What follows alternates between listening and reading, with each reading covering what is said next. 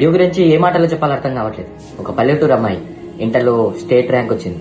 బాగా చదివే అమ్మాయి.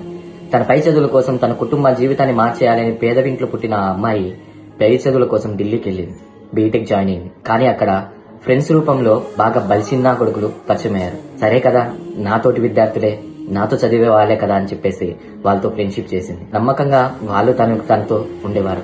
ఒకరోజు ఎగ్జామ్స్ కదా, టాపర్ కదా, గ్రూప్ స్టడీ చేద్దాం రా, మాకు చదువు చెప్దు అని ఒకరోజు ఇంటికి పిలిచారు.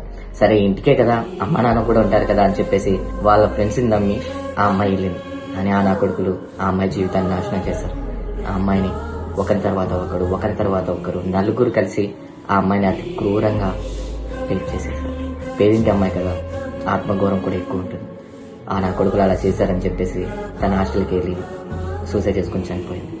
ఎన్నో ఆశలతో తన జీవితాన్ని, తన కుటుంబ జీవితాన్ని మార్చాలని చెప్పేసి ఒక పేదింటి అమ్మాయి పై